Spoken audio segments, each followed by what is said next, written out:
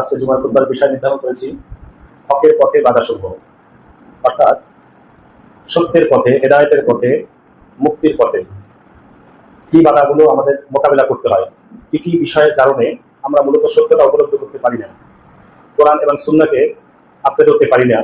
কোরআন ও সুন্নাহর পথে বাধাসমূহ আসলে কি কি, কোরআন এবং সহিহ হাদিসের পথে আমাদের আসল বাধা কি কোনগুলো, কোন বাধাগুলোর কারণে আমরা হক বুঝতে পারি না, কোন বাধাগুলোর কারণে আমরা হক ও বাতিলের পার্থক্য করতে পারি না। আমরা আজকে সংক্ষিপ্ত পরিসরে এই বিষয়টা বোঝার চেষ্টা করবো। আমার তৌফিক ইল্লা বিল্লাহ। প্রথম কথা হলো, সত্য যেটা যেটা হক, যেটা আল্লাহর কাছে গ্রহণযোগ্য, যেটা আল্লাহর কাছে মনোনীত, সেই বিষয়টা পাওয়ার জন্য মানুষকে অবশ্যই পরিশ্রম করতে হবে। এটা তার উপর ওহী নাযিল হবে না, বা তার উপর তার কলবের ভিতরে এটা অটো ঢুকে যাবে না, এটার জন্য তার পরিশ্রম করা হবে। হক কোনটা, বাতিল কোনটা, সেটা উপলব্ধি করার জন্য, সেটা বোঝার জন্য এবং সত্য পথকে পাওয়ার জন্য, মুক্তির পথ পাওয়ার জন্য মানুষকে অবশ্যই পরিশ্রম করতে হবে, পড়াশোনা করতে হবে। এই জন্য সূরা নাজমে আল্লাহ রাব্বুল আলামিন বলছেন, আমলাল ইনসানি মা তামান্না। আল্লাহ প্রশ্ন করছেন, মানুষ কি তাই পায় যা সে চায়? আমরা কি যা চাই তাই পাই? এই যা চাই তাই পাওয়ার জায়গাটা হলো জান্নাত। ওয়ালাকুম ফিহা মা তাশতাহি আনফুসুকুম ওয়ালাকুম ফিহা মা তাদউন। সেখানে মানুষ যা মন চায় তাই পাবে। লাহুম ফিহা ফাকিহাতুন ওয়া লাহুম মা ইয়াদউন। আর একটা সূরা ফুসিলাতের আয়াত, আর একটা সূরা ইয়াসিনের আয়াত। লাহুম ফিহা ফাকিহাতুন ওয়া লাহুম মা ইয়াদউন। সেখানে থাকবে ফলমূল এবং মানুষ মন যা চায় তাই পাবে। তাহলে এই মন যা চায় তাই পাবো কোথায়? জান্নাতে। কিন্তু দুনিয়ায় কিছু পাইতে হলে আপনাকে কি করতে হবে? আল্লাহ এই জন্য প্রশ্ন করছে, আমলাল ইনসানি মা তামান্না, সূরা নাজমের আয়াত, যে মানুষ যা চায় তাই কি পায়? আবার ওই একই সূরায় পরে আবার আল্লাহ উত্তর দিয়ে দিয়েছেন কি, ওয়ালাইসা লিল ইনসানি ইল্লা মা সাআ। মানুষ তাই পায় যা সে পরিশ্রম করে। বুঝতে পারছেন? আপনি যা মন চায় তাই পাবেন কোথায়? জান্নাতে, যদি আল্লাহ আমাদেরকে জান্নাতে নেন দয়া করে। কিন্তু দুনিয়ায় আপনাকে কোনো কিছু পাইতে হলে আপনাকে পরিশ্রম করতে হবে। ইল্লা মা আমলাল ইনসানি মা তামান্না, মানুষ যা চায় তা কি পায়? তার মানে পায় না। এই প্রশ্নের মধ্যে উত্তর আছে, ওয়ালাইসা লিল ইনসানি ইল্লা মা সাআ। আবার আল্লাহ উত্তর দিয়ে দিয়েছেন যে মানুষ তাই পায় যা সে পরিশ্রম করে। সূরা বালাতে দেখবেন বলছে, লাকাদ খালাকনাল ইনসানা ফি কাবাদ। আজিমুল এই সূরা এই আয়াত পড়ছেন, এর অর্থ কি? মানে দুনিয়াটা হলো কষ্টের জায়গা। দুনিয়া মানুষকে আরাম করার জন্য আল্লাহ তৈরি করছেন না, দুনিয়া তৈরি করছেন যেখানে মানুষ পরিশ্রম করবে, কষ্ট থাকবে, ক্লেশে থাকবে, দুঃখ থাকবে, এটাই তার পরীক্ষা। এখানে শান্তির জায়গা না, মানুষকে কষ্টের মধ্যে তৈরি করা হয়েছে। শান্তির জায়গাটা জান্নাত। ইন্না আসহাবাল জান্নাতা ইয়াওমা ফি শুরুরিন ফাকিন। সেখানে সারাক্ষণ 24 আওয়ার্স আপনার একটা পুরো জীবনটাই আনন্দ, সেখানে কোনো দুঃখ পেরেশানি নাই। কিন্তু দুঃখ, পেরেশানি, কষ্ট, পরীক্ষা এগুলো দুনিয়ায়। লাকাদ খালাকনাল ইনসানা ফি কাবাদ। এই জন্য আমাদের আলোচনার ভিতরে থাকতে হবে যে আমাদের সত্য হক যেটা, এটা বুঝতে হলে বা এটা পাইতে হলে, হককে সত্যটাকে পেতে হলে, হকের কাছে যেতে হলে, হককে ধারণ করতে হলে আপনাকে বাধা মোকাবেলা করতে হবে। এই বাধাগুলো যদি আপনি ফেস না করেন, বা এই বাধাগুলো সম্পর্কে যদি আপনি সচেতন না থাকেন, তাহলে সত্য পথ থেকে আপনি কোন সময় যে বিচ্যুত হয়ে গেছেন আপনি নিজেও টের পাবেন না। আমরা একটু এক নজরে দেখার চেষ্টা করি যে আসলে হকের পথে, সত্যের পথে, হেদায়েতের পথে বাধাগুলো কি কি। কোরআন এবং সহিহ হাদিস থেকে আমি এবং মুহাদ্দিসগণের গবেষণা করি যে কারণগুলো প্রথম সারির কারণ হিসেবে বাধাসমূহ মুহাদ্দিসগণরা, মুফাসসিরগণ এবং মুস্তাহিদ আলিমগণ রেখেছেন, সেগুলা এক নজরে একটু বোঝার চেষ্টা করি যে হকের পথে, আসলে সত্যের পথে, হেদায়েতের পথে প্রধান বাধাগুলোর এক নম্বর বাধা হলো অহংকার। মানুষ যে অহংকার করে, এই অহংকারটা হকের পথে এক নম্বর বাধা। আমরা দলিল প্রমাণ এগুলো বোঝার চেষ্টা করবো ইনশাআল্লাহ। এক নজরে আমরা একটু দেখি। আমার টুকটাক পড়াশোনায় যতগুলো আমরা কোরআন এবং সহিহ হাদিস দ্বারা হকের পথের প্রধান বাধাগুলো আমরা এক নজরে একটু দেখি, যেগুলো আমি মোটামুটি পড়াশোনা করে বের করার চেষ্টা করেছি বিভিন্ন আলেমদের মতামত এবং তাদের সালাফদের মতামত অনুযায়ী। এক নম্বর বাধা কি হকের পথে, সত্য হেদায়েতের পথে? এক নম্বর বাধা কি? অহংকার। যাদের মনের মধ্যে অহংকার আছে তারা কখনো হেদায়েত পায় না, তারা কখনো সত্যটা খুঁজে পায় না। দুই নম্বর হলো হিংসা বিদ্বেষ। যাদের হৃদয়ের ভিতরে হিংসা বিদ্বেষ, ইনশাআল্লাহ এক নজরে আমরা একবার দেখে যাই। 3 নম্বর গেল। 4 নম্বর হলো নিফাক বা কপটতা বা মুনাফিকি। যাদের অন্তরে মুনাফিকি আছে, নিফাক আছে, তারা কখনো সত্যটা খুঁজে পায় না, হকটা খুঁজে পায় না, হেদায়েত খুঁজে পায় না, হেদায়েতের আলো তাদের ভিতরে ঢোকে না। 4 নম্বর হলো। 5 নম্বর হলো আল্লাহকে বাদ দিয়ে যারা আল্লাহর সৃষ্টিকে আঁকড়ে ধরে, অধিক ভালোবাসে, আল্লাহকে বাদ দিয়ে আল্লাহর সৃষ্টিকে যারা বেশি গুরুত্ব দেয়, তারা কখনো হেদায়েত পায় না। বিষয়গুলো বুঝতে হবে ভালো করে। 5 নম্বর গেল। 5 নম্বর গেল। 6 নম্বর হলো ক্ষমতা, পদ, পদবি, এগুলো হারানোর ভয়, এগুলোর প্রতি অতিরিক্ত লোভ, লালসা এবং এগুলো হারানোর ভয়, অর্থাৎ ক্ষমতার লোভ, লাল পদ পদবীর লোভ মানুষকে সত্য থেকে বিচ্যুত করে দেয়, হক থেকে দূরে সরাই দেয়। সে হক খুঁজে পায় না, কোনটা হক কোনটা বাতিল আলাদা করতে পারে না, তখন মানুষের ক্ষমতার লোভে পেয়ে বসে। 6 নম্বর গেল। 7 নম্বর হলো ভ্রান্ত বিশ্বাস ও আবেগ। জাতি হিসাবে আমাদের আর কিছু না থাকুক, আবেগ আছে। এই অতিরিক্ত এবং দলিলবিহীন আবেগ, ভ্রান্ত আবেগ এবং ভুল বিশ্বাস মানুষকে হক থেকে দূরে সরাই দেয়। 7 নম্বর গেল যে ভ্রান্ত বিশ্বাস বা ভুল আবেগ মানুষকে হক থেকে দূরে সরাই দেয়। 8 নম্বর হলো অজ্ঞতা বা মূর্খতা বা জাহিলিয়াত, মানে অজ্ঞতা, মূর্খতা, কোনো ব্যাপারে কোনো জ্ঞান অর্জন না করা, এটা মানুষকে সত্য পেতে বাধা প্রদান করে। তার মানে আপনাকে সত্যটা বুঝতে হলে, হক বুঝতে হলে আপনাকে জ্ঞান অর্জন করতে হবে। আপনি যদি অজ্ঞ থাকেন, মূর্খ থাকেন, তাহলে আপনি কখনো হেদায়েতের আলো পাবেন না। এটার সাথে ইলম জড়িত। এটা হলো 8 নম্বর পয়েন্ট। 9 নম্বর হলো ভীরুতা বা কাপুরুষতা। সত্যকে ধারণ করতে, হককে আঁকড়ে ধরতে, হেদায়েত পেতে হলে একটু সাহসী হতে হয়। কাপুরুষ, ভীরু যারা, তাদের জন্য হেদায়েত না। 10 নম্বর কারণ হলো লোভ লালসা, অতিরিক্ত লোভ লালসা মানুষকে সত্য থেকে দূরে সরাই দেয়। 11 নম্বর কারণ হলো অতিরিক্ত আত্মসম্মান বোধ, পার্সোনালিটি একটা ভালো জিনিস, কিন্তু এটা যখন মাথা ছাড়াই যায় তখন সেটা তাকে হক থেকে বিচ্যুত করে দেয়। 12 নম্বর কারণ হলো রাগ, অতিরিক্ত রাগ বা ক্ষোভ। অতিরিক্ত কি কোনো ধরনের রাগই আসলে আপনার জন্য কল্যাণকর নয়। এই জন্য রাগ, ক্ষোভ, জেদ এগুলো মানুষকে হক থেকে দূরে সরাই দেয়, হেদায়েত থেকে দূরে সরাই দেয়। সেটা 12 নম্বর। 13 নম্বর হলো অসৎ সঙ্গী সাথী। যারা আপনার পার্টনার বা যাদের আপনি সাথে চলেন, এই মানুষগুলো যদি হেদায়েতের বাইরে হয়, অসৎ হয়, দুর্নীতিবাজ হয়, তাহলে আপনি নিজেও হক থেকে আস্তে আস্তে দূরে সরে যাবেন। এই 13টা পয়েন্ট মোটামুটি আমার পড়াশোনার মধ্যে আছে, হয়তো আরো আছে। এই 13টা প্রধান কারণে মানুষ হকটা খুঁজে পায় না, হেদায়েতটা খুঁজে পায় না, সত্যটা খুঁজে পায় না। এরপরে আমরা একটা একটা করে বোঝার চেষ্টা করি। 1 নম্বর কারণ কি ছিল জানো? 1 নম্বর কারণ কি ছিল? আমি ভুলে গেছি। তাহলে বাসা পর্যন্ত চাইবে কেন? হকের পথে 1 নম্বর বাধা কি?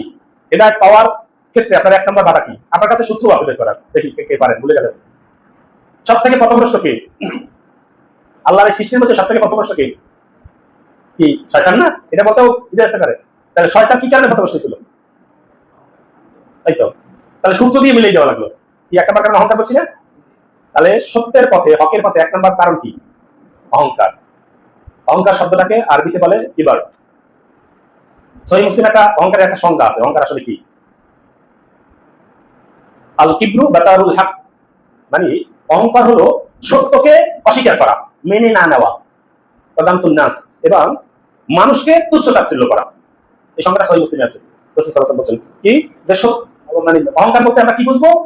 যে আল কিবরু, কিবর আরবি শব্দটার অর্থ অহংকার। আল কিবরু বাতারুল হক, মানে যে জিনিসটা আপনাকে সত্য গ্রহণ করতে বাধা দেয় এবং প্রদান্তুন নাস, মানুষকে তুচ্ছ তাচ্ছিল্য করা শেখায়, সেই জিনিসটাই অহংকার। অহংকার শুধুমাত্র আল্লাহর ভূষণ। অহংকার কার ভূষণ? অহংকার কার অধিকার? অহংকার একমাত্র করার অধিকার শুধু আল্লাহ। কথা বুঝতে হবে। এই জন্য হাদিসে কুদসি, মানে যেটা মুহাম্মদ সাল্লাল্লাহু আলাইহি ওয়াসাল্লাম আমাদের কাছে পৌঁছে দিয়েছেন, কিন্তু কথাটা কার? আল্লাহ। হাদিসে কুদসিতে আল্লাহ রাব্বুল আলামিন বলছেন, আল কিবরিয়াউ রিদাই, অহংকার হলো আমার ভূষণ, এটা আমি করব। ওয়া আযামাতু ইজারি, এটা আমার পোশাক, এটা আমার চাদর, এটা আমি গায়ে দেব, এটা আমারই শুধু। কারণ কি? কুল্লু মান আলাইহা ফান, সূরা রহমানের আয়াত। সবকিছু ধ্বংসশীল। কুল্লু মান আলাইহা ফান ওয়া ইয়াবকা ওয়াজহু রাব্বিকা যুল জালালি ওয়াল ইকরাম, শুধুমাত্র আমার রব ছাড়া আর সবকিছু ধ্বংস হয়ে যাবে না? তাহলে যার যেটা ধ্বংস হয়ে যাবে, যেটা নশ্বর, যেটা পচনশীল, সে কি অহংকার করতে পারে? অহংকার করবে শুধুমাত্র আল্লাহ। অহংকার একমাত্র কাজ কার জন্য? আপনি কোন যুক্তিতে, কোন অ্যাঙ্গেলে, কোন মানে দলিল দিয়ে অহংকারকে জায়েজ করতে পারবেন না। আপনি যদি এটা বলেন আমি বিসিএস ক্যাডার হয়েছি, আমারটা দিয়ে বুঝে, তা আমি অনেক পড়াশোনা করছি না, তোরা পড়াশোনা করে নাই, তাই তোরা দেখতে রাখো, এটা আমি অনেক পড়াশোনা করছি, এটা একদম অহংকার। কারণ আপনি যে পড়াশোনা করছেন, আল্লাহ যে আমাকে পড়াশোনা করার তৌফিক দিয়েছে, আমার বহু বন্ধু বান্ধব আছে আমার থেকে দামি, আমি জানি, কিন্তু পরীক্ষার সময় অসুস্থ ছিল, বিভিন্ন কারণ থাকে না, বাবা মা অসুস্থ ছিল, শারীরিক অক্ষমতা ছিল, কিন্তু মেয়েরা এত বাবার থেকে আগানো, পরীক্ষার দিন সে অসুস্থ ছিল, সে আর এদিকে আসতে পারে না। আমাকে এই তৌফিকটা কে দিয়েছেন? তাহলে সুস্থ রাখছেন কে আমাকে? শারীরিক সক্ষমতা কে দিয়েছেন? তাহলে আমি কি আমার কি কোনোভাবে অহংকার করা পোষায়? কারণ অহংকার করেছিল কে? শয়তান। এই জন্য সূরা সাদের 73 নম্বর আয়াত থেকে 77 নম্বর আয়াত পর্যন্ত শয়তানের এই যে অহংকারের কাহিনীটা আল্লাহ ধারাবাহিকভাবে বর্ণনা করছে। আলোচনায় মনোযোগ হারাতে যাবে না। সূরা সাদের 73 নম্বর আয়াত আল্লাহ বললেন, ফাসাজাদাল ফাসাজাদাল মালাইকাতুহু কুল্লুহুম আজমাউন। সমস্ত ফেরেশতারা যখন একসাথে সিজদা করলো, কাকে? আল্লাহ যখন আদমকে সিজদা করতে বলল, তখন ফাসাজাদাল মালাইকাতুহু কুল্লুহুম আজমাউন, সমস্ত ফেরেশতারা একসাথে সিজদা করে গেল। কিন্তু অর্ডার করছে কে? পরের আয়াতে আল্লাহ বললেন ইল্লা ইবলিস ইয়াস্তাকবারা, শুধুমাত্র ইবলিস অহংকার প্রদর্শন করলো, ওয়াকানা মিনাল কাফিরিন, এবং সে অস্বীকারীদের দলে চলে গেল। 75 নম্বর আয়াতে আল্লাহ বললেন ওয়ালা ওয়ালা, মানে বললো, কে বললো এখানে? আল্লাহ। এখন আল্লাহ ইবলিসে ডাক দিয়ে বলতেছে ওয়ালা ইয়া ইবলিসু মা মানাতা আন তাসজুদু, মানে হে ইবলিস, কোন জিনিস তোমাকে বাধা প্রদান করলো সিজদা দিতে?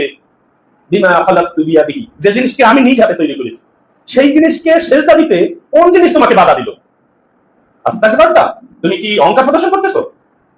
অকুনতা মিনাল আলিম, অথবা তুমি কি তোমার একটু নিজেকে উচ্চ পদস্থ মনে করতেছো? কে বলতেছেন? সূরা সদের 75 নম্বর আয়াত।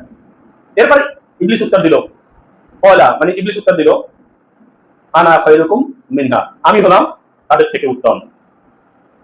খালাকতানি মিন নারি ওয়া খালাকতাহু মিন তিন, তুমি তাকে সৃষ্টি করছো মাটি দিয়ে আর আমাকে সৃষ্টি করছো আগুন দিয়ে, সুতরাং আমি তাদের থেকে শ্রেষ্ঠ। এরপরে আয়াতে আল্লাহ বলে দিলেন ফায়সালা। কি ফায়সালা? ওয়ালা, তার মানে আল্লাহ বললেন ফাখরুজ, বের হয়ে যাও এখান থেকে, ফাখরুজ মিনহু ফাখরুজ মিনহা, এখান থেকে বের হয়ে যাও। ইন্নাকা রাজিম, তুমি হলো বিতাড়িত, অভিশপ্ত। এই যে রাজিম, এই জন্যই আমরা করি কি আউযু বিল্লাহি মিনাশ শাইতানির রাজিম, কারণ ওই যে সূরা সদে 77 নম্বর আয়াত আল্লাহ বললেন ফাখরুজ মিনহা, তুমি এখান থেকে বের হয়ে যাও, ফা ইন্নাকা রাজিম, তুমি বিতাড়িত এবং অভিশপ্ত। কারণটা কি ছিল? সে অহংকার প্রদর্শন করেছিল যে আমি বেটার। এবার আপনি বাস্তবতার সাথে মিলেন যে মানুষকে হকের পথ থেকে সরিয়ে দেওয়ার জন্য শয়তানের এক নম্বর অস্ত্র কি? তাহলে যেটা সে নিজে করেছিল, কি? আপনার ভিতরে অহংকার ঢুকে দিবে বিভিন্ন কৌশলে, টেরই পারবেন না যে আপনি আসলে অহংকার করতেছেন। যেমন ওই যে বললাম, এবার আপনি বলতেছেন আমি বীর মুক্তিযোদ্ধা, এই পরিচয়টা দেওয়া কি অপরাধ? আপনি যখন দিন বসবেন তখন বলবেন হ্যাঁ এটা মহা অপরাধ, আপনি মুক্তিযুদ্ধ করছেন। আমি যেটা আমাদের একদম গায়ের সাথে মিলানো সেইগুলো দিয়ে আপনাকে উদাহরণ দিই যাতে বুঝতে সুবিধা হয়। মুক্তিযুদ্ধ করছেন আপনি কার জন্য বলেন? আপনি যদি দিন বুঝে থাকেন আপনার নিজের জন্য, কারণ প্রতিদানটাকে দেবে দেশের জন্য, দেশের মানুষের জন্য কিছু করতে পারা বা শরীরের অঙ্গহানি করা বা ত্যাগ করা, এর থেকে আর ভালো কাজ হতে পারে? এর প্রতিদান কে দেবে? কিন্তু আপনি তার ফায়দা দুনিয়ায় নিতে চাচ্ছেন। এই জন্য আপনি বারবার বলে বেড়ান আমি বীর মুক্তিযোদ্ধা। আপনি যে মানুষের জন্য কাজ করছেন, আপনি যে মানুষের জন্য যুদ্ধ করছেন, দেশটা স্বাধীন করছেন, এটা আল্লাহ দেখেন না? তাহলে আপনি পুরস্কারটা কার কাছে পাওয়া উচিত? এটা আপনি বারবার যে ক্রেডিট নিতে চান আমি বীর মুক্তিযোদ্ধা আর তোমরা সবাই রোহিঙ্গা, এরকম একটা ভাবনা অনেকের, এটা এক ধরনের অহংকার। পরিষ্কার ভাবে বলে রাখেন দেশের জন্য কিছু করতে পারা, দেশের মানুষের জন্য কিছু করতে পারা, এটা আল্লাহর পক্ষ থেকে একটা রহমত। এটা সবাই পারে না, এটা সবার কপালে এই সৌভাগ্য হয় না, কিন্তু এটা নিজ হাতে অনেকে অহংকার করে নষ্ট করে ফেলে, এই মুখ দিয়ে অহংকার করে নষ্ট করে ফেলে। বরং কেউ যদি বলে আপনি তো বীর মুক্তিযোদ্ধা, তাই কাম, এটা মানুষ জানে, এটা বলার দরকার নেই, কারণ আমি আল্লাহর কাছ থেকে প্রতিদান চাই। মানুষ দুনিয়া আমার কি দেবে? যে মানুষটা 71-এ যুদ্ধ করে পাহারাইছে বা এই পরিবার থেকে বিচ্ছিন্ন হয়েছে, সেই মানুষটার প্রতিদান দুনিয়া কেউ দিতে পারবে? তার উচিত কি আল্লাহর কাছে প্রতিদান চাও না? তাহলে এই জন্য ইন্না আউয়ালান নাস ইজা ইয়াউমাল কিয়ামা, কিয়ামতের দিনে তিনজন ব্যক্তি দিয়ে জাহান্নামে উঠবে। এই হাদিস আপনারা সবাই জানেন। এই হাদিস বর্ণনা করতে গিয়ে আবু হুরায়রা রাদিয়াল্লাহু তাআলা পরপর তিনবার বেহুশ হয়ে গেছে। শ্বাসের বার সাহাবীরা মনে করছেন মারাই গেছে, এত বেহুশ হয়ে গেছে। এবং তাকে বাছাই করে একটা হাদিস বলতে বলা হয়েছিল, যে আপনি এমন একটা হাদিস বলেন যেটা সরাসরি রাসূলের মুখ দিয়ে শুনছেন। রাসূল ইন্তেকালের পর তার এলাকার লোকজন ধইরা এই জিজ্ঞেস করছে আপনি এমন একটা হাদিস বলেন যেহেতু রাসূলের সাথে সবসময় ছিলেন, যেটা আপনি সরাসরি রাসূলের মুখে শুনছেন। তখন এই হাদিসটা সে বলছিল ইন্না আউয়ালান নাস ইজা ইয়াউমাল কিয়ামা, কিয়ামতের দিন তিনজন ব্যক্তি দিয়ে আল্লাহ জাহান্নামে উত্তোলন করবেন। তার একজন কি? শহীদ, ওই যে বীর মুক্তিযোদ্ধা, একজন কি? দানশীল, আর একজন আলেম। যারা আল্লাহ তাদের প্রশ্ন করবেন ফামা আমিনতা ফিদ দুনিয়া, দুনিয়া কি আমল করছো বলো আমারে। তো একজন বলবে আমি বীর মুক্তিযোদ্ধা স্যার, এই আল্লাহ আমি বীর মুক্তিযোদ্ধা, আমি দুনিয়া একদম কাঁপাই দিছি, একদম পুরা সহি ফেলেছি সবাই, কথা আপনি ভালোই জানেন। এবার আরেকজন বলবে আমি দান, দুনিয়ার বহু টাকা দান করছি, আল্লাহ আপনি জানেন। আমি মানুষকে জ্ঞান শিখেছি, আরেকজন বলবে তাহলে আল্লাহ বলবে কাজাবতা, মিথ্যা কথা বলছো। প্রত্যেকে কিন্তু এই কাজগুলো আসলে করছে, কিন্তু আল্লাহ কাজাবতা কেন বলবেন? কারণ আল্লাহ বলবেন তুমি মুক্তিযুদ্ধ করছো এই জন্য যারা মানুষ তোমার বীর মুক্তিযোদ্ধা বলে, তুমি দান করছো এই জন্য মানুষ যারা তোমাকে দান বীর বলে, তুমি আলেম হয়েছো এই জন্য যাতে মানুষ তোমাকে আলেম বলে। এই জন্য ফেরেশতাদের পরে আল্লাহ বলবেন সুম্মা উলকিয়া ফিন্নার, তাদেরকে উল্টা করে জাহান্নামে নিক্ষেপ করা হবে। আচ্ছা দেখেন তারা কিন্তু আসলেই শহীদ হয়েছিল, মানে মারা গেছিল, আল্লাহর জন্য কথা বলতে গিয়েই তারা মারা গেছিল। পরিষ্কার ভাবে এই হাদিসের ব্যাখ্যা আছে। ওই লোকটা কিন্তু দান ঠিকই করছিল, পকেট থেকে টাকা ঠিকই দিয়েছিল। ওই লোকটা কিন্তু আসলেই মানুষকে এরকম মানতে আল্লাহ কোরআন শিখাইছে, এই কথা। তারপর তাদের সমস্যাটা কোথায় ছিল বলেন? নিয়াতে। তাদের মনের ভিতরে এই যে অহংকার রিয়াটু ছিল যে মানুষ আমাকে আলেম বলবে। ভাই এগুলো কি আপনি চোখের সামনে দেখেন না? নিজের গ্রাম মুক্তি ঘোষণা করে আর কথা সাইজ কি একটা। আসলে কিছু জ্ঞানী না, অবশ্যই জ্ঞানী, অনেক ভালো জ্ঞান রাখে, কিন্তু ওই যে অতিরিক্ত কথা, অতিরিক্ত অহংকার, অতিরিক্ত দেমাগ তার কিন্তু নিঃশ্বাস করে দেয়। কারণ তার উচিত এটা কার কাছ থেকে সে ফায়দা নেবে? দেশের মানুষের জন্য তিনি জীবন দিচ্ছেন, ফায়দা দেবে কে? তিনি আলেম হয়েছিলেন, ফায়দা কার কাছ থেকে নেওয়ার কথা, কিন্তু দুনিয়ায় তিনি নিজেকে জাহির করে বেড়ান। আর মেজাজ কি মঞ্চে যখন ওঠে, পানি একটু যেতে লেগে কি রে, চা যদি গরম না থাকে কি মেজাজ, মাইকে যদি ইকোটা ঠিক না থাকে কি মেজাজ। কাদের কথা বলতেছে? আলেমদের কথা না, যারা নসিহত দিতে চায়। তাহলে এখানে কি ঢুকেছে শয়তান? মূলত অহংকার। এই জন্য সূরা লোকমানের 18 নম্বর আয়াতে লোকমান আলাইহিস সালাম তার ছেলেকে যতগুলো উপদেশ দিয়েছিলেন, আপনারা ভালো করে জানেন লোকমান আলাইহিস সালামের উপদেশটা কিন্তু এখানেই আমি খুতবা দিয়েছি, এখানে দিছি না জানি না। তো সেখানে কিন্তু লোকমান আলাইহিস সালাম কোনো নবী না, অথচ তার উপদেশ আল্লাহর এত পছন্দ হলো কিয়ামত পর্যন্ত কোরআনে অন্তর্ভুক্ত। তার একটা উপদেশ ছিল কি, ওয়ালা তুশাইর খাদ্দাকা লিন-নাস ওয়ালা তামশি ফিল আরদি মারহান। হে আমার ছেলে, দুনিয়ায় দম্ভ সহকারে চলাফেরা করবে না এবং অহংকার নিয়ে চলাফেরা করবে না, মানুষ দেখে মুখ ফিরিয়ে নিতে না। খাদ্দাকা লিন-নাস, খাদ্দাক মানে গাল, মানে তুমি মানুষকে তুচ্ছ তাচ্ছিল্য করবে না এবং দম্ভ বা অহংকার নিয়ে দুনিয়ায় চলাফেরা করবে না। সূরা লোকমান 18 নম্বর আয়াত। এরপর সূরা সুয়াদের 26 সূরা নাহলের 23 নম্বর আয়াত, আর অনেক আয়াতে এই কথাটা আছে, ইন্নাহু লা ইউহিব্বুল মুস্তাকবিরিন, আল্লাহ নিশ্চয়ই আল্লাহ অহংকারকারীকে ভালোবাসেন না। এই কথা আরো বহু জায়গায় আছে কোরআনে। আচ্ছা, জান্নাতে যাওয়ার জন্য কি আমরা আমল দিয়ে জান্নাতে যেতে পারবো? একটু ভালো করে দিতে বুঝি। আমার আল্লাহ যদি দয়া না করে, আমাকে ভালো না বাসে, জান্নাতে যেতে পারবো? আমি বলছি কোরআনই আয়াত আছে,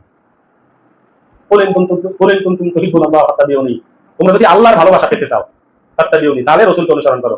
তুহিব্বুকুমুল কুনতুম তুহিব্বুনাল্লাহ ফাত্তাবিউনি ইউহিব্বুকুমুল্লাহ ওয়া ইয়াগফির লাকুম যুনুবাকুম আল্লাহু গফুরুর রহিম। তাহলে আমরা যদি আল্লাহর ভালোবাসা পেতে চাই, কাকে অনুসরণ করতে হবে?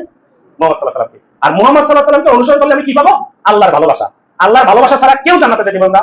এই কথা যখন রাসূল সাল্লাল্লাহু আলাইহি ওয়াসাল্লাম সাহাবীদের বললেন, সাহাবীরা পাল্টা প্রশ্ন করলো, আল্লাহ রাসূল আপনিও? বলছে আমিও। আমল দিয়ে কেউ জান্নাতে যেতে পারবে না।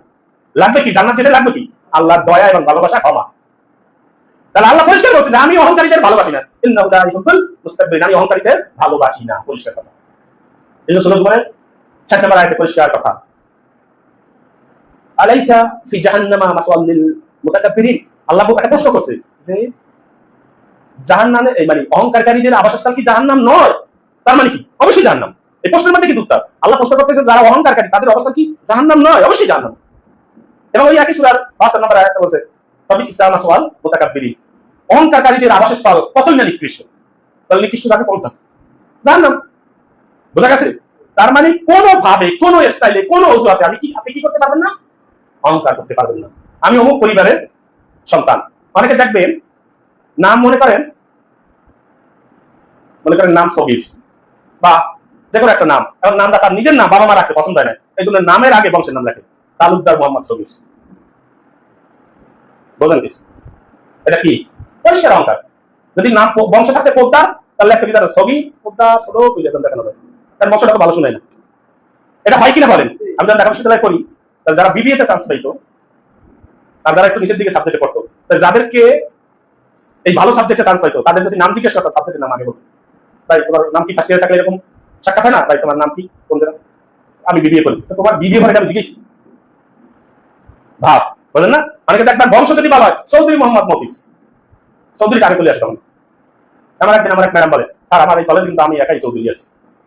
মাশাআল্লাহ, কোন কত স্টাইলে যে মানুষের ভিতরে অহংকার ঢোকে আপনি কল্পনা করেন। কারণ এটা শয়তানের প্রধানতম একটা অস্ত্র হলো মানুষের ভিতরে অহংকার ঢুকে যাওয়া। দেখেন না অহংকারীদের পরিণতি কি হয়েছিল কয়েকদিন আগে? ভাবে টেকা স্যার, মুক্তিযুদ্ধে তার 1 ইঞ্চি পরিমাণ অবদান নাই, তার শুধু অবদান কি তুমি অমুকের সন্তান। আমার বাবা একদম বুজুর্গ ছিল, আল্লাহ বলেছিল, আর আমি চুরি করি, তাহলে এখন কি হয়েছে? আমি মাপ পাবো না? পাবো। তাহলে মুক্তিযুদ্ধে আমার বাবা এই দেশটা স্বাধীন করছে, কিন্তু আমি ওই সময় কেউ কোনো অবদান রাখিনি, আমি আমার মতো ধান্দা ছিলাম। তাহলে আমার সাথে মুক্তিযুদ্ধের সম্পর্কটা কি? পরিষ্কার করে নেয়, প্রত্যেকে তার নিজের কর্মের জন্য দায়ী হবে, নিজের আমলের জন্য পুরস্কৃত হবে। অথচ ভাবখানা কি দেখেন, আমি অমুক পরিবারের সন্তান, আমার পরিবারে এতজন মুক্তিযুদ্ধ করে, তোমার কি? তুমি কি করছো? তোমারটা তুমি বলো, তোমার বাবার পুরস্কার সে পাবে। ইসলামের কারণে ভালো দিয়ে কারো মুনকার নাকিরের কি আপনি ফোন দিতে পারবেন যে আমার ভাই কিন্তু অমুক দরবারের মুরিদ, তুমি একটু আমার সাইডে দাও, তোর কাজে আছে? মুনকার নাকির আসবে রোবটের মতো, প্রশ্ন করবে, উত্তর নেবেন, উত্তর শুনবে আল্লাহ। অথচ আমরা দুনিয়ায় এইগুলা সবই অহংকারের পর্যায়ে বসে। আপনাকে বিনয়ের সাথে নম্রভাবে দুনিয়ায় চলাফেরা করতে বলা হয়েছে। ওই সূরা লোকমানের আয়াত। অথচ আমাদের বিভিন্ন ভাবে আমাদের ভিতরে অহংকার, সেই জন্য খেয়াল থাকবেন যে কোনো ব্যাপারে, আজকে জুমার মধ্যে যদি একটা বিষয় নিয়ে যেতে পারে যে কোনো ব্যাপারে আমার ভিতরে যেন অহংকার কাজ না করে। কারণ আমি যদি আজকে মারা যাই, কালকে 2 দিন না, আমি যদি আজকে মারা যাই, কালকে আমার সময় আমার গা থেকে গন্ধ ছড়াইবে না যে গরম পড়ে, তাহলে আমি কিসের অহংকার করতে পারি? ভাই আমাদের বিভিন্ন অজুহাতে অহংকার খুঁজি, অনেক কিন্তু অহংকার যায়, একটু জ্ঞান অর্জন করলেই ভাবে আর টেকা যায় না, আমাদেরটা আমরা বলি, এগুলো কিন্তু অহংকারের পর্যায়ে পড়ে যায়। এই পুরো সক্ষমতা আপনাকে দিয়েছে আল্লাহ। আল্লাহ জন্য আপনি দেখেন আমাদের কতভাবে আল্লাহ শুকরিয়া জ্ঞাপন করা যায়। আমি প্রথমত আল্লাহ আমাকে কি বানাইছে? মানুষ। আমাকে তো চতুষ্পদ জানোয়ার বানাইতে পারতাম না। দয়া করে কি মানুষ বানাইছে? এবার মানুষ বানাই মুসলিম বানাইছে। কে বানাইছে? আমাকে অন্য ধর্মে রাখতে পারতাম না। আমাকে যে বুঝ আল্লাহ রহমত, আমাকে মুশরিকদের দ্বারা জন্মগ্রহণ করাইতো, আমাকে পড়াশোনা করে মুসলমান হওয়ার কোনো চান্স আছিল? কোনো চান্স আছিল? তা আল্লাহ দয়া করে মুসলমান করে। এরপর মুসলমানদের মধ্যেও মোহাম্মদ সাল্লাল্লাহু আলাইহি ওয়াসাল্লামের উম্মত করছে। আপনি ভাবতে পারেন? আবার মোহাম্মদ সাল্লাল্লাহু আলাইহি ওয়াসাল্লামের উম্মতের মধ্যে তো শিয়ারাও আছে না? আল্লাহ আপনাকে বিশুদ্ধ আকীদা, কোরআন এবং বিশুদ্ধ হাদিস বোঝাতে বলতেছে। আপনি এই জন্য তো সিজদা করলে ওঠারই কথা না যে আমি আল্লাহ এমন কি ভালোবাসি, তুমি আমাকে এত ভালোবাসো কেন? আমি মাঝে মাঝে এটা চিন্তা করি কোরআন এবং বিশুদ্ধ হাদিসের বুঝ কয়জন পায়? কয়জন পায়? একটু রাস্তায় নামেন। আপনি কয়জন তাওহীদ বোঝে? আমি তো আমার ক্লাসেও বলছি যে মাথায় টুপি আছে, মুখে দাঁড়িয়ে আছে, বাইরে লাগবে না। যারা ৫ ওয়াক্ত সালাত পড়ে তাদের ৯০% যদি উলুহিয়াত তাওহীদ উলিয়াত বলতে পারে, তাহলে জীবনে বলছে সবে ঢুকবো না। তাওহীদ উলিয়াত কি আপনি ধরে ধরে জিজ্ঞেস করেন, বলতেই পারবেন না। যারা ওয়াসফিয়াত করে, মাঠ কাঁপায়, তাদের অনেককে জিজ্ঞেস করেন তাওহীদ উলিয়াত কি, বলতে পারবেন না। তাওহীদের প্রকাশের চবজ না। তো তাওহীদ উলিয়াত যে না বোঝে সে মুসলিম নয়। আপনি পরিষ্কার কথা শুনে রাখেন যে তাওহীদ উলিয়াত বোঝে না সে মুসলমান নয়। আবু জাহলের প্রধান অপরাধ ছিল সে তাওহীদ উলিয়াত বোঝে নাই। সে তাওহীদ রুবুবিয়্যাত কিন্তু অনেক ভালো ছিল। কোরআনে আয়াত আছে, ওয়ালা ইন সাআলতাহুম মান খালাকাস সামাওয়াতি ওয়াল আরদ। তাকে যখন জিজ্ঞেস করা হইতো আসমান তুমি কে বানাইছে, আবু জাহল উত্তর দিতে কি, তাই কোন আল্লাহ বানাইছে। মুহাম্মদ সাল্লাল্লাহু আলাইহি ওয়াসাল্লামের বিরুদ্ধে বদর যুদ্ধ করতে যায়, কার বিরুদ্ধে যায়? অথচ কাবা গিলাফ ধরে দোয়া করে যায়, আল্লাহুম্মা আনসুর আদাল ফিয়াতানি, হে আল্লাহ যে সত্যের পথে তাকে বিজয় দাও। কি দোয়া করছে? তাহলে আল্লাহ বলে আবু জাহল দোয়া করে গেছে। সেই আবু জাহল আমাদের কাছে এত নিয়ত কেন? কারণ তিনি তাওহীদ উলিয়াত বোঝে না। তার যখন রবার ইলার পার্থক্য করতে বলা হয়েছে তিনি পারেন না। তিনি আল্লাহর ইবাদত করতো, কাবা ঘরের মালিকের ইবাদত করতো, আবার যখন সিরিয়ায় ব্যবসার উদ্দেশ্য যাইতো তখন ওই যে কাবা ঘরের যে মূর্তিগুলো ছিল ওই তার কাছে একদম মাটি নিয়ে যায়। আপনি বুঝেন? আবু জাহল ওই সমাজে ছিল আবুল হাকাম। এই জন্য রাস্তায় নামেন, আপনি বলছেন তাওহীদ উলিয়াত বোঝে। দেখেন আবু জাহলের প্রধান সমস্যা ছিল তিনি রবার ইলার মধ্যে পার্থক্য করতে পারে না। কারণ রবার ইলার মধ্যে যে পার্থক্য না করতে পারে সে উলিয়াত বোঝে না। তাহলে আপনারা যে বুঝতে আল্লাহ দিয়েছে, তাহলে আপনি কি করছেন আল্লাহর জন্য? আমার কি কোনোভাবে সব থেকে বিনয়ী হওয়ার কথা বিশুদ্ধ আকীদার লোকগুলো? মাটির সাথে মিশে যাওয়া উচিত। মাথা সবসময় নিচে থাকো যে আল্লাহ এত ভালোবাসছেন আমার। কত কেসেমের যে মানুষ আছে এত রাস্তায় নামে, দিন বোঝা মানুষগুলোর ভিতরে কত টাইপ আছে। আপনি কতগুলো লাগবে দিন বলছে, কিন্তু ক্ষমতার মোহে পাবো, ক্ষমতা ছাড়া কিছু বোঝে না। ৫ ওয়াক্ত সালাত করে, তিনি মনে করেন ক্ষমতা দিয়েই সব করবেন। আসলে কি সে দিন বলছে? বোঝে না। ২ নম্বর কারণ ছিল হিংসা বিদ্বেষ। হিংসা বিদ্বেষ এটা শব্দগতভাবে আমরা বুঝি এটা একটা খারাপ জিনিস। অমিন শাররি হাসিদিন ইজা হাসাদ, সূরা ফালাকের সর্বশেষ সূরার আগের সূরার শেষ আয়াত। মানে আমি হিংসুকের হিংসা থেকে আল্লাহ তোমার কাছে পানা চাই যখন সে হিংসা করে। নিজে তো করবেনই না, বরং অন্য কেউ আপনার কাছে হিংসা করে যাতে না করে, এই জন্য আপনি তার কাছ থেকে পানা চাইবেন আল্লাহর কাছে। রাসূল সাল্লাল্লাহু আলাইহি ওয়াসাল্লাম বলেন ইয়াকুমাল হাসাদা, ইয়াকুমাল হাসাদা, তোমরা হিংসা বিদ্বেষ থেকে বেঁচে থাকো। কি থেকে বেঁচে থাকতে বলা হয়েছে? তার মানে আমরা নিজেরা কখনো হিংসা বিদ্বেষ করবো না। কেন? ফাইনাল হাসাদা ইয়াকুলুল হাসানাত, মানে হিংসা এমন ভাবে তোমার নেক আমলগুলোকে ধ্বংস করে দেয়, কামা তাকুলুন নারুল হাতাব, যেভাবে আগুন শুকনো কাঠকে পুরো ছাই করে দেয়। বুঝছেন? রাসূল বলেন যে তোমরা হিংসা থেকে বেঁচে থাকো, হিংসা বিদ্বেষ করবা না। ইয়াকুমাল হাসাদা, কেন করবা? হিংসা বিদ্বেষ থেকে বেঁচে থাকবা কারণ এই হিংসা বিদ্বেষ তোমার ভালো আমলগুলোকে, ভালো কাজগুলোকে, নেক আমলগুলোকে এমন ভাবে শেষ করে দেয় যেভাবে শুকনো কাঠ আগুনে পুরো ছাই হয়ে যায়। কামা তাকুলুন নারুল হাতাব, মানে একদম আগুনে পুরো ছাই করে দেয় যেমন অস্তিত্ব থাকে। এই জন্য কোনো ব্যাপারে আমাদের ভিতরে যেন হিংসা বিদ্বেষ বাসা না বাঁধে। এটা আপনি যদি হকের দেখা পানো, হক থেকে আপনাকে মানে বিচ্যুত করে দেবে। আজকে জুমাতুল বিষয় অনেকে পড়ে আসেন, বোঝে নাই, মানে সত্য, হেদায়েত, হক, এইটা পাওয়ার ক্ষেত্রে কি কি বাধা আমাদের ফেস করতে হয়, মোকাবেলা করতে হয়, কোন কোন কারণে আমরা সত্যটা বুঝতে পারি না, হকটা বুঝতে পারি না, ওহীর জ্ঞান বুঝতে পারি না, হেদায়েতটা বুঝতে পারি না। সেই বাধাগুলোর ১ নম্বর ছিল অহংকার, ২ নম্বর ছিল হিংসা বিদ্বেষ, ৩ নম্বর হলো প্রবৃত্তির অনুসরণ। প্রবৃত্তি বোঝেন? প্রবৃত্তি কি? ফজরের ২ রাকাত সালাতের গুরুত্ব বিশুদ্ধ হাদিসে এসেছে একাধিক, যে দুনিয়ার ভিতরে যা কিছু আছে তার থেকেও উত্তম। শুধু ২ রাকাত সুন্নতে, ফরজের অবস্থা। অথচ ছেলের বয়স ৩০ বছর বা ৩৫ বছর, এখন পর্যন্ত হয়তো কোনোদিনই ফজরে উঠে মসজিদে গিয়ে জামাতে পড়া হয় না, কিন্তু আর্জেন্টিনার খেলা পড়ছে একটা, সারা রাত ঘুমায় না। এটা কি? আর্জেন্টিনার সমর্থক আছেন না? কি এটা? এটা প্রবৃত্তি, এটা ডেফিনেটলি প্রবৃত্তি। আপনার মন চাইছে তখন ওইটা ভালো লাগছে, অথচ আপনার আল্লাহ ৫ বার আপনাকে ডেলি ডাক দেয়। ইয়া রাসূলুল্লাহ, আজানে ডাক দেয় কে মূলত? মুহাম্মদ সাল্লাল্লাহু আলাইহি ওয়াসাল্লাম কোনোদিন আজান দেয় না, জানেন কেন? এগুলো নিয়ে কোনো চিন্তা ভাবনা করছেন? রাসূল সাল্লাল্লাহু আলাইহি ওয়াসাল্লাম কিন্তু কোনোদিন আজান দেয় না। কারণ আজানে দুটো বাক্য আছে, হাইয়া আলাস সালাওয়াত, নামাজের দিকে আটো। তাহলে মুহাম্মদ সাল্লাল্লাহু আলাইহি ওয়াসাল্লাম যদি ডাক দেয় আর আপনি যদি না আসেন, তাহলে আপনার ঈমান থাকবে? যেন আল্লাহ রাসূলকে দিয়ে আল্লাহ কখনো আজান দেয় না। কারণ রাসূল ডাক দিলে অধিক ইয়া আইয়ুহাল্লাযিনা আমানু আতিউল্লাহ ওয়া আতিউর রাসূল ওয়া তাওয়াল্লাউ আনহু ওয়া আনতুম তাসমাউন। আল্লাহ রাসূল, আল্লাহ এবং তার রাসূল ডাক দিলে তোমরা মুখ ফিরিয়ে নিও না। সূরা আনফাল ২০ নম্বর আয়াত। তাহলে এই আজানটা কার সিলেক্ট করে? ডাকগুলো কার? আল্লাহ।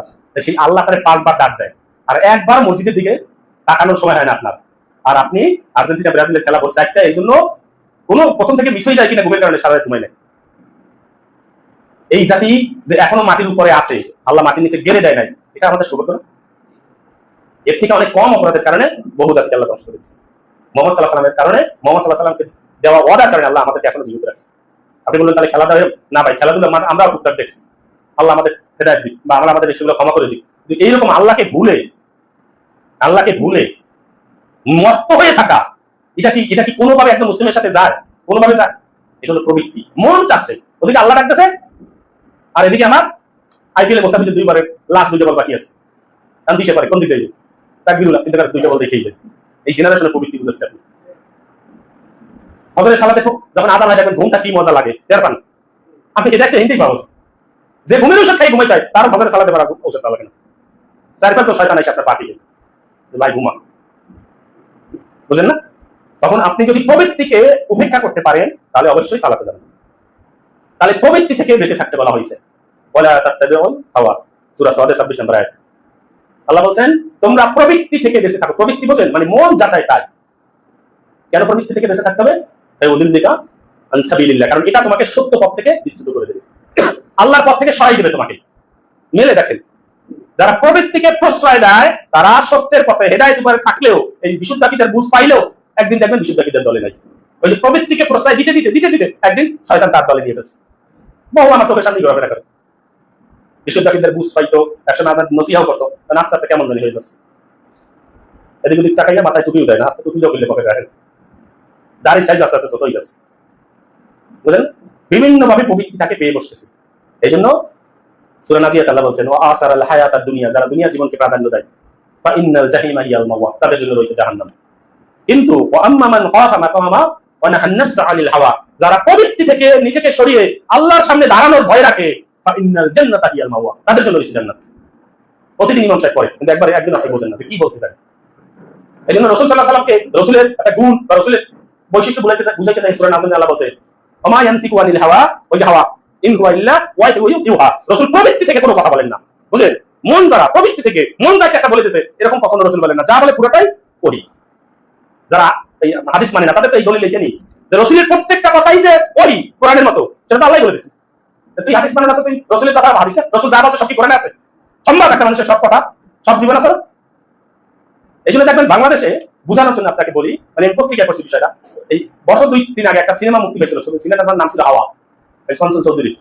পত্রিকা পড়লাম, একজন ইসলামিক পণ্ডিত উনি কলমটা লেখছে যে এই সিনেমাটা আমি দেখছি একটা প্রয়োজনে, কারণ এই হাওয়া শব্দটা কোরআনে 38 বার আসছে, প্রবৃত্তি, এখান থেকে মানুষকে বেঁচে থাকতে বলা হয়েছে। সিনেমাটার নাম হাওয়া করলো কেন? সিনেমাটা দেখে আমি যা বুঝলাম যে এই সিনেমাটার কোন প্রসঙ্গে হাওয়া নামটা আসে না। একটা মাঝির জীবনী নিয়ে একটা, এখানে হাওয়া হাওয়া মানে কি?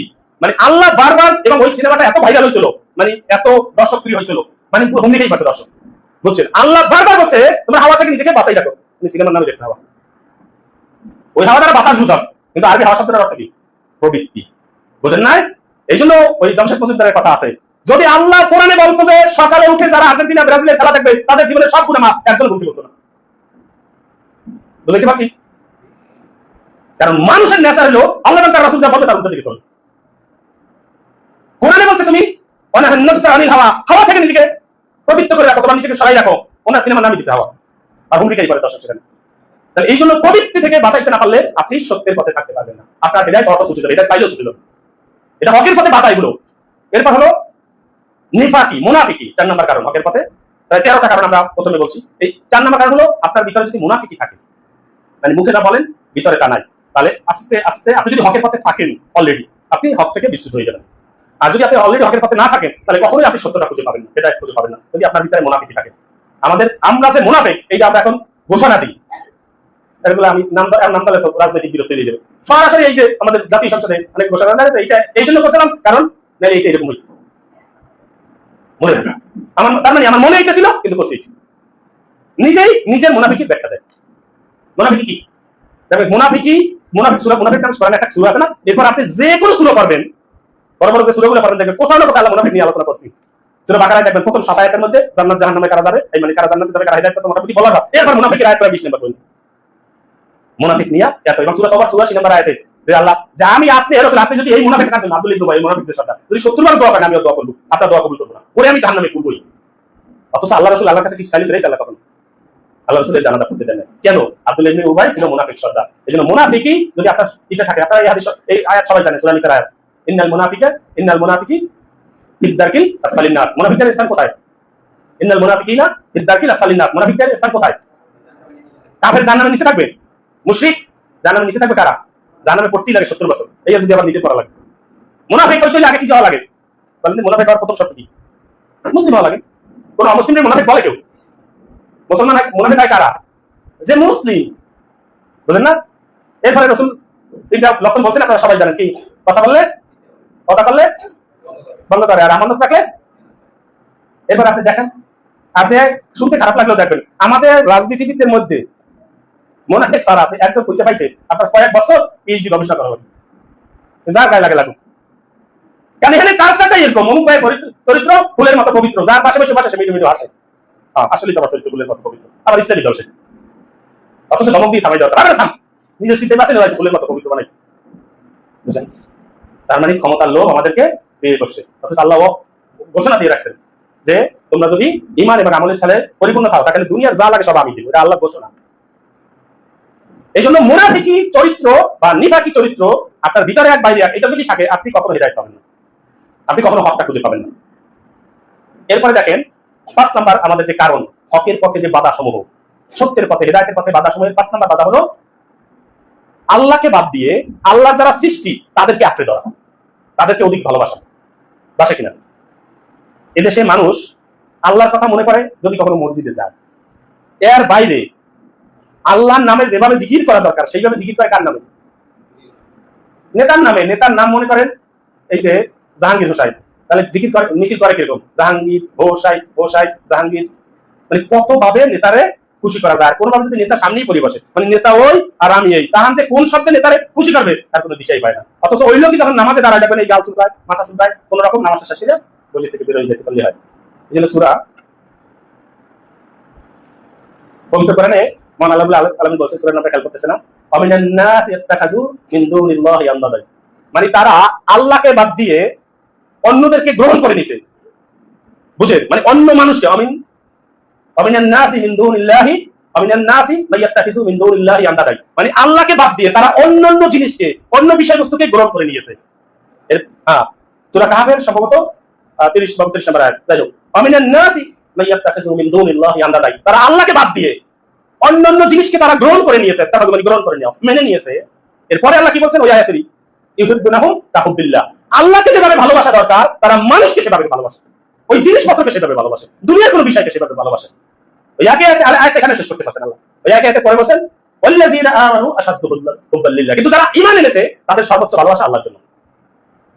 প্রথম থেকে বলছেন যে তারা আল্লাহকে বাদ দিয়ে অন্যান্য বিষয়বস্তুকে গ্রহণ করে নিয়েছে এবং আল্লাহকে যেভাবে ভালোবাসা দরকার সেইভাবে সেই বিষয়গুলোকে ভালোবাসে। কিন্তু যারা ঈমান এনেছে তাদের সর্বোচ্চ ভালোবাসা কার জন্য? আল্লাহর জন্য। এই জন্য আয়াতের শেষে আল্লাহ রাসূল বলেছেন ওয়ালা ইয়ারাল্লাযীনা যালামু ইয ইয়ারাউলান আযাব, যখন এই মানুষগুলো যাদের বৈশিষ্ট্য আগে বললো যে আল্লাহকে বাদ দিয়ে অন্যকে গ্রহণ করছে, তারা যখন আযাবে পড়বে, জাহান্নামের মধ্যে পড়বে, তখন যেভাবে বুঝবে, এখন এত কথা বলি বোঝে কেউ বোঝে, কিন্তু ওই জাহান্নামে ঢোকার সময় যেরকম বুঝবে, আল্লাহ বলতেছে ওই যদি এখন বুঝতো ওই জালেমগুলো, এখানে আল্লাহ জালেম বলে সম্বোধন করেছে ওয়ালা ইয়ারাল্লাযীনা যালামু ইয ইয়ারাউনাল আযাব, এই তখন এই জালেমগুলো যখন আযাবে পড়বে তখন যেভাবে বুঝবে সত্যটা, এখন যদি বুঝতো। বুঝছেন?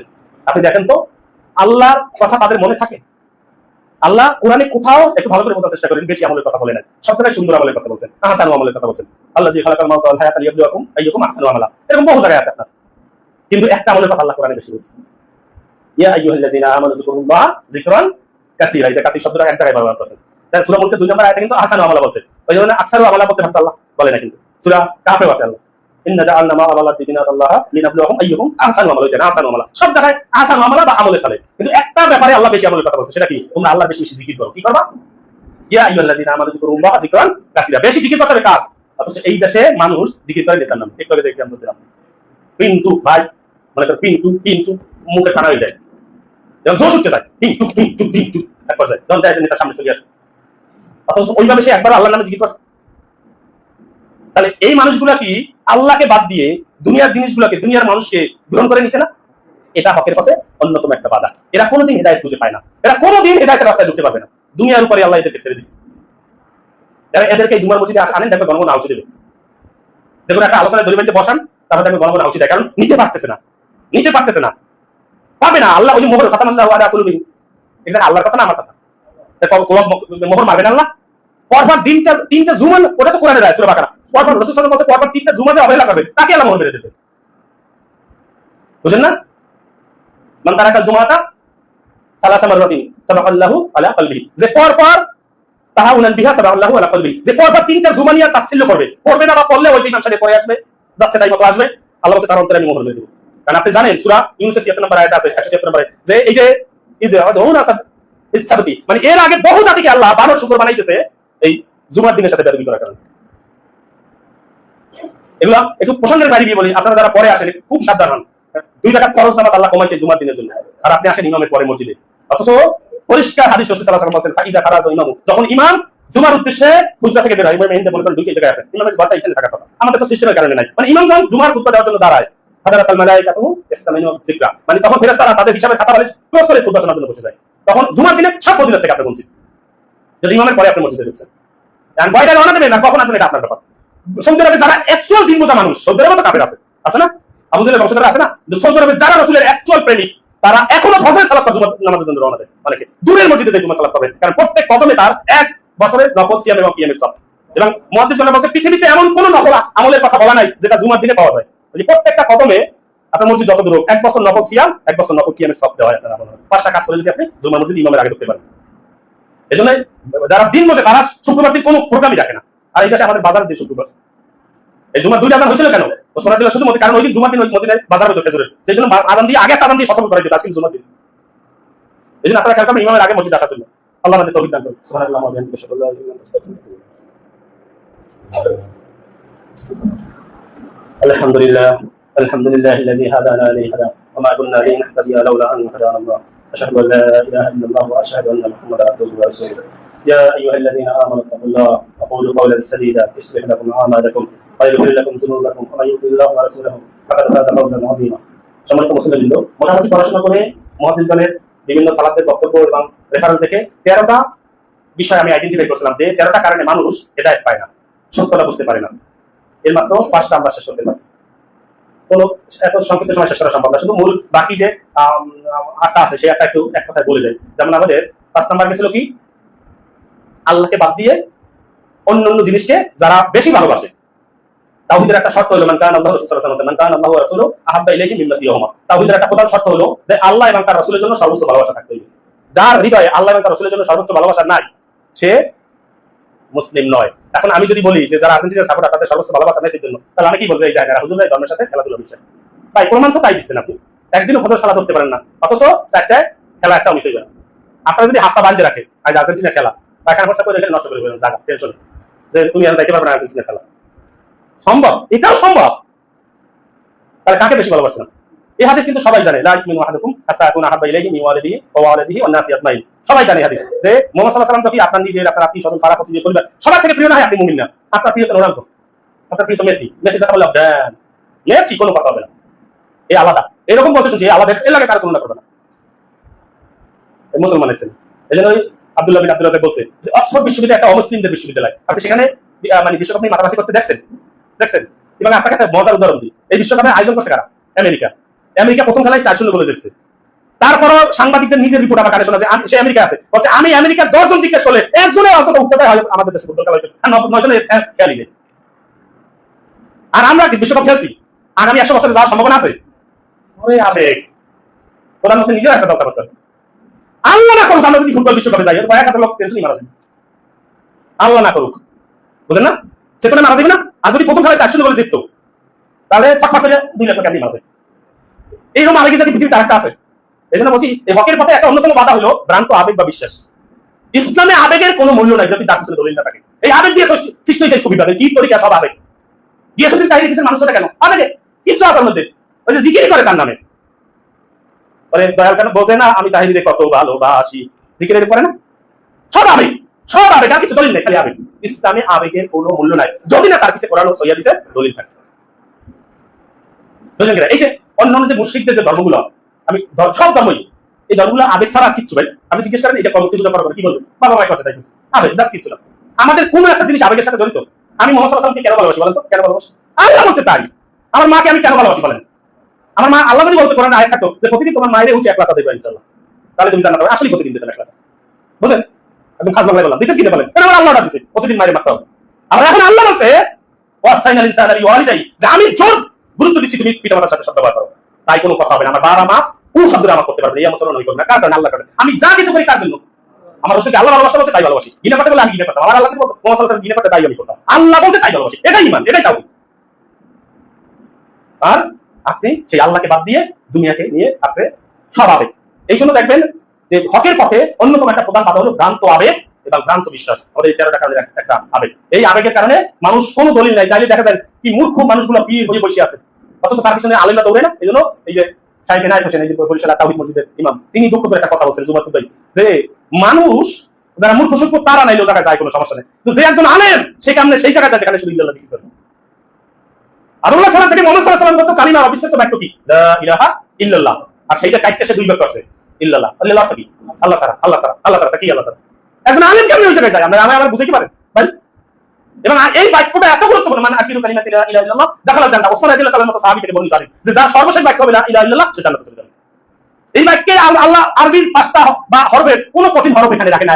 এই যে আইন, তারপর হা, এরকম অফ, এরকম কোনো শব্দ লা ইলাহা ইল্লাল্লাহর মধ্যে আছে যাতে মৃত্যুর সময় বান্দা বলতে পারে লা ইলাহা ইল্লাল্লাহ। আপনি পড়ে দেখেন শরীরে কোনো শক্তি লাগে না, অটো উচ্চারিত হয়। কিন্তু আপনার যদি আলহামদুলিল্লাহি রাব্বিল আলামিন, এর কিন্তু ব্যাপার স্যাপার আছে অনেক, যাতে এই বাক্যটা প্রত্যেকের হৃদয়ে গেঁথে রাখা। সেইখানে দুই বাক্য কইরা এবার পরিচয় দেয় নাকি মুসলিম, সে নাকি পীর, তার পিছনে মানুষ চলে পঙ্গপালের মতো চলে না মাহফিলের সময়। এই জন্য আল্লাহ ডাক দিয়ে বলছে ফাইনা তাযাবুন, কোথায় যাও হে মানুষ? আল্লাহ আফসোস করে বলতেছেন সূরা তাকবীর আয়াত, ইন হুয়া ইল্লা যিকরুল লিল আলামিন। মানে হেদায়েত এই জায়গায় ওই যাও, এই কোরআন হেদায়েত, জিকির মানে কোরআন হেদায়েত। এই জন্য মূল কথা হলো আমাদের যে সময় শেষের দিকে আমরা অন্য আরেকটা খুতবায় আমরা আরো যে প্রায় 7টা কারণ রয়েছে সেগুলো আলাপ করার চেষ্টা করবো, আল্লাহ আমাদের তৌফিক দেন। কিন্তু আপনারা এগুলো নিয়ে চেষ্টা করেন যে কোন কোন বিষয়ের কারণে আমরা হেদায়েত পাই না, হকটা বুঝতে পারি না, হক বাতিলের পার্থক্য করতে পারি না, সেই বিষয়গুলো আমাদের বোঝা দরকার। এবং আপনি যদি বুঝ পাওয়ার পরও ওই বিষয়গুলোর সাথে জড়িত থাকেন, তাহলে আপনি হেদায়েত পেয়েছেন, অলরেডি সহিহ কোরআন এবং সহিহ মেনে চলেন, কিন্তু আপনার অহংকার আছে, তাহলে আপনাকে আস্তে আস্তে এই সহিহ পথ থেকে আল্লাহ সরাই দিবেন। এই জন্য এগুলো থেকে আমাদের সাবধান থাকতে হবে। আল্লাহ আমাদের তৌফিক দান করুন। আল্লাহুম্মা আইজ্জিল ইসলাম ওয়াল মুসলিমিন ওয়া আজিল আশ-শিরকা ওয়াল মুশরিকিন। ربنا آتنا في الدنيا حسنة وفي الآخرة حسنة وقنا عذاب النار. ربنا ظلمنا أنفسنا وإن لم تغفر لنا وترحمنا لنكونن من الخاسرين. رب إني لما أنزلت إلي من خير فقير. رب إني لما أنزلت إلي من خير فقير. رب ابن لي عندك بيتا في الجنة. ربي أني مسني الضر وأنت أرحم الراحمين. رب هب لي